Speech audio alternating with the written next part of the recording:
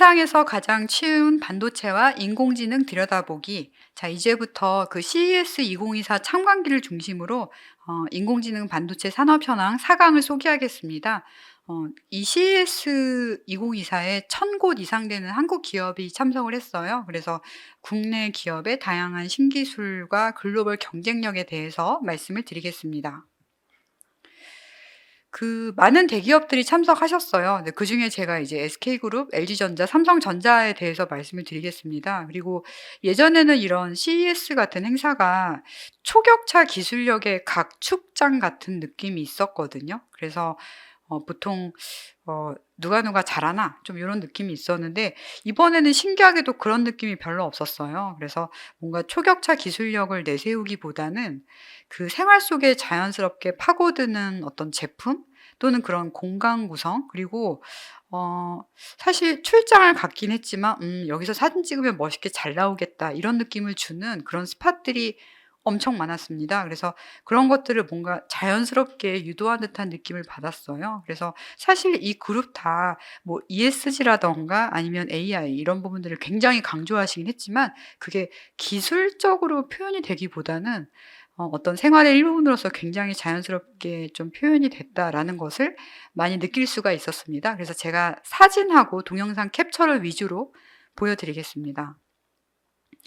자, 처음에 저도 여기 전시장 갔을 때 반도체 애널이니까, SK 하이닉스 부스에 가서 HBM3 이 신제품 사진을 찍어야겠다라고 생각을 했어요. 근데, 놀랍게도 물론 그 제품도 전시가 되어 있었는데, 그 SK 그룹 전시 부스에 갔더니 저의 예상과 달리 뭔가 놀이동산처럼 전체적으로 구성이 돼 있더라고요. 그래서 물론 그 안에 잘 찾아보면 HBM3 이 제품이 전시되어 있긴 했지만 SK그룹 요 전시 부스에서 저를 맞아주는 거는 이 동그란 그 지구본 형태의 스피어처럼 생긴 그런 이런 멋진 구조물이었습니다.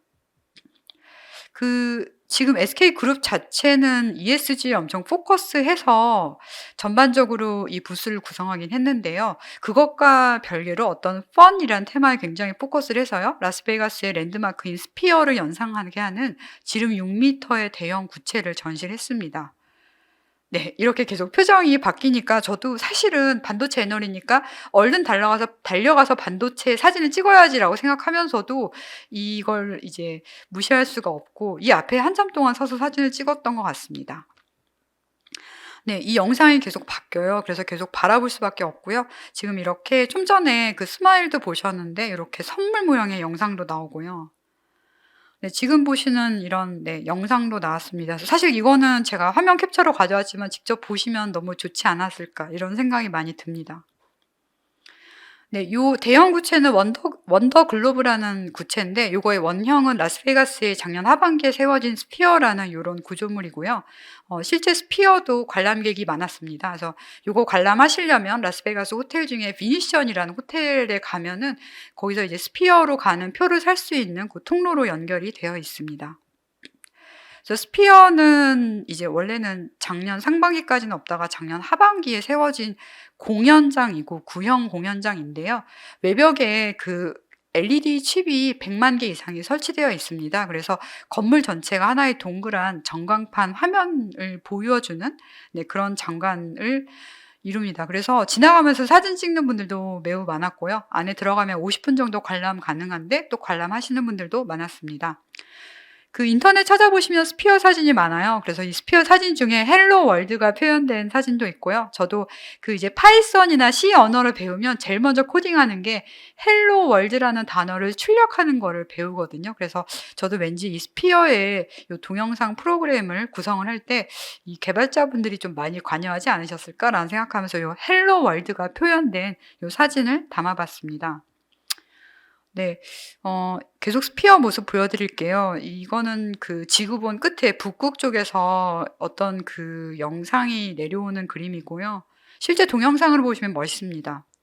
예, 다음 페이지 보시면 내려온 걸 볼 수 있죠. 그래서 동영상 정말 많으니까 한번 찾아보시면 좋을 것 같습니다. 네, 이렇게 스피어란 단어가 표현된 그런 것들도 있었고요.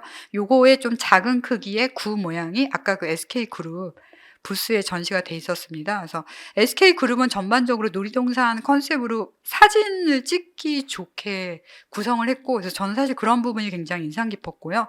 지금 보시는 거는 이제 약간 그 가상현실 체험 비슷한 그런 공간이었는데, 여기는 이제 사전 예약된 분들만 들어가실 수 있어서 저도 이제 들어가진 못하고 사진만 찍었습니다. 그 놀이동산이라고 말씀드렸는데 이렇게 그 기차, 모형 기차가 지나가는 곳도 있었고요. 이 안에 터널처럼 돼 있는데 이 터널도 영상이 계속 바뀝니다. 그래서 사실 사진이 훨씬 더 많은데 제가 계속 똑같은 것만 보여드리게 될까봐 더 쉽진 않았지만 기본적으로 저도 SK그룹 부스에서 굉장히 많은 시간을 보냈던 것 같습니다.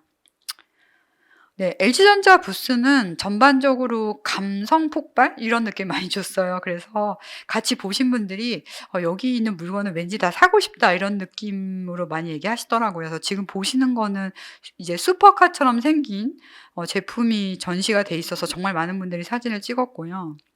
이 내부 사진은 사실 찍기가 쉽지 않습니다. 왜냐하면 이 전 사진을 보시면 이 슈퍼카에 가까이 다가갈 수 없게 돼 있잖아요. 그래서 이 내부 사진은 따로 인터넷에서 검색 가능한 것으로 제가 붙여놨고요. 네, 요거는 뒷모습 찍은 것입니다. 굉장히 멋있죠. 그래서 LG전자가 감성적으로 접근을 굉장히 잘 하는구나. 그래서 우리 회사는 기술력이 뛰어난 회사예요 라기보다는 우리 회사는 뭔가 이 전장 쪽에 잘하고 있는 회사라는 거를 아주 간접적으로 자연스럽게 메시지를 전달하는 모습으로 보여주는 것 같아서 저는 그런 부분들이 굉장히 인상적이었습니다. 그 LG전자 입구에는 OLED로 된 이 스크린들이 이제 평면으로 배치가 됐는데 나중에 이게 입체적으로 계속 왔다 갔다 해요. 그래서 저도 그 앞에 3분 이상 서 있었던 것 같고요. 이게 이제 정지 영상으로 사진 찍다 보니까 지금 보시기에는 화려하지 않은 것처럼 보이지만 실제 그 여기서 그 오로라 같은 영상이 나오다가 그 오로라 영상이 점점 없어지면서 바닥에서 그 침해 흡수가 올라오는 장면이 있거든요. 지금 딱 그 부분을 포착한 것인데 실제로 보면 정말 멋있습니다. 네, 그리고 요거는 LG전자의 투명 디스플레이고요. 원래 투명 디스플레이 자체가 100%의 투명 디스플레이가 아니에요. 그래서 약간의 좀 그 불투명한 회색 같은 느낌이 살짝은 있는데 오히려 그런 느낌을 잘 살려서 이렇게 감성 넘치는 디스플레이가 완성이 됐습니다. 네, 그리고 그 부스 안에는 캠핑카 같은 것들도 전시가 됐어요. 그래서 지금 요 사진은 이제 뭔가 외부에서 찍은 듯한 사진이지만 요 이제 Life is Good이라고 표시가 된 캠핑카가 부스 안에도 있었고요. 네, 그래서 이렇게 뭔가 감성 넘치는 아이템들이 많았던 것이 LG전자 부스였던 것 같습니다. 삼성전자 같은 경우는 이제 삼성전자 부스를 가보셨거나 컨퍼런스 갔다 오신 분들이 가장 많이 얘기하는 거는 요 AI 컴패니언 볼이라는 것이었고요. 요게 노란색 컴패니언인데요. 동영상도 인터넷에서 찾아보실 수 있습니다. 지금 보시는 거는 옆면을 찍은 거고, 네, 조금 돌아간 모습, 네, 반대편으로 돌아간 모습 보실 수 있죠. 그래서 실제 이거 이제 굴러다니는 모습만 봐도 엄청 힐링이 되는 것 같습니다. 원래 이 AI 컴패니언 볼리는 CES 2020 때 처음 소개가 됐어요. 그래서 그 더욱 편리하고 똑똑하게 돌아온 모습이고요. 기본적으로 집 안에서 든든한 집사 역할을 한다, 살뜰한 돌보미 역할을 한다, 이렇게 이해해 주시면 좋을 것 같습니다. 저는 삼성전자 프렌스 컨퍼런스에 참석을 했는데 사실 많은 내용들이 보도가 됐잖아요. 근데 그 밖에 제가 개인적으로 인상적이었던 것들을 말씀을 드리겠습니다. 우선 대표 연사는 한종희 대표이사 부회장님이었고요.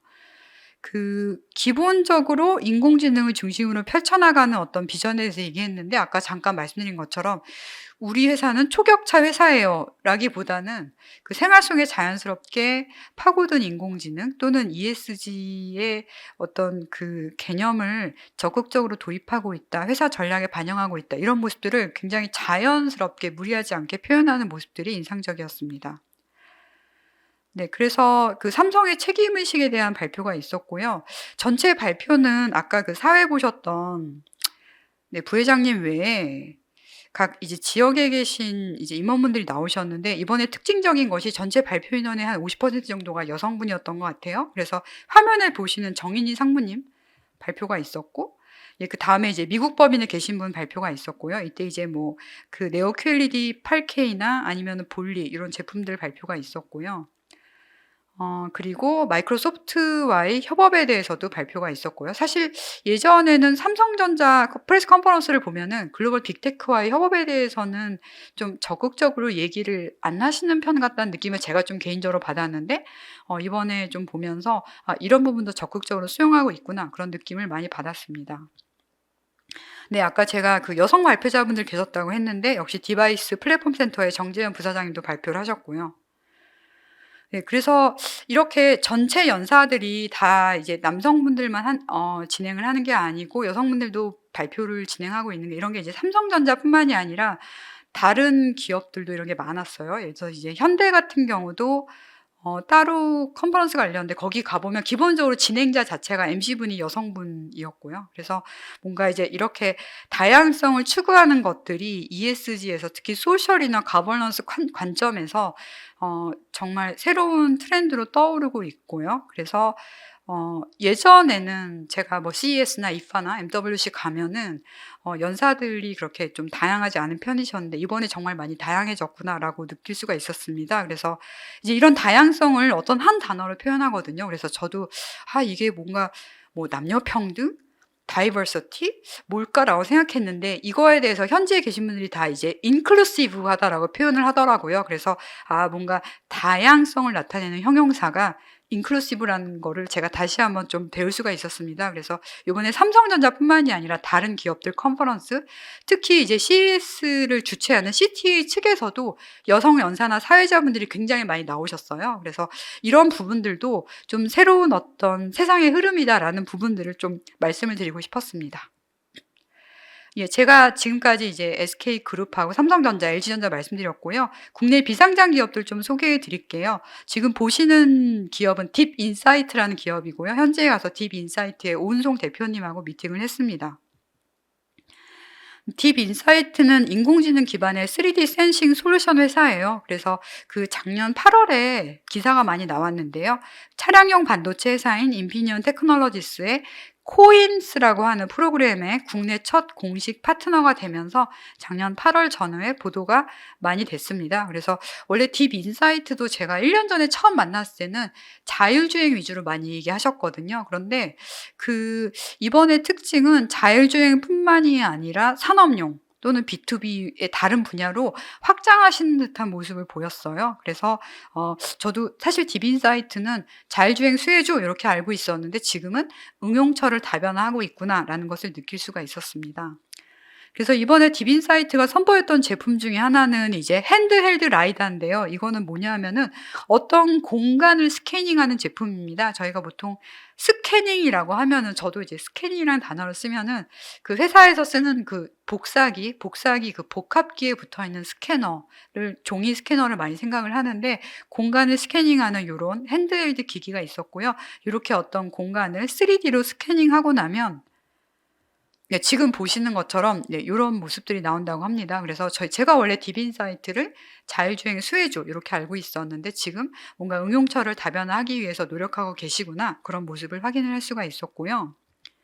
네, 그다음에 만난 기업은 SOS랩인데 역시 저도 SOS랩은 자율주행 수혜주라고 알고 있었거든요. 여기도 역시 응용처를 다변화하는 모습을 보이시더라고요. 그래서 SOS랩은 조금 더 큰 공간에 이렇게 부스를 마련을 했고요. 보통 사실 이런 사진을 깨끗하게 찍으려면 행사가 시작되기 전에 미리 가서 촬영을 해야 되는데 보통 이제 그런 게 잘 허용되지 않아서 저도 지금 국내 언론사에서 촬영하신 사진을 여기에 이렇게 붙여서 보여드립니다.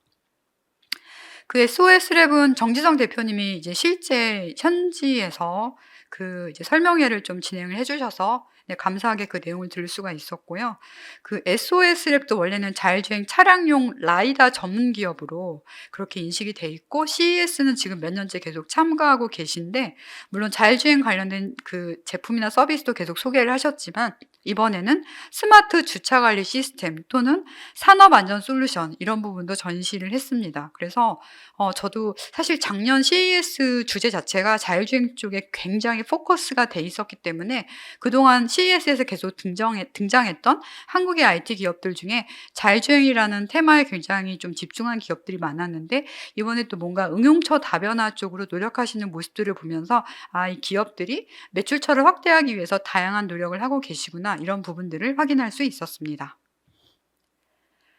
네. 지금까지 그 세상에서 가장 쉬운 반도체와 인공지능 들여다보기 중에서 이제 CES 2024 참관기, 특히 이제 국내 대기업 그리고 비상장 기업들의 다양한 신기술 그리고 경쟁력, 현재 상황에 대해서 말씀을 드렸습니다. 이렇게 4 강을 설명을 드렸습니다.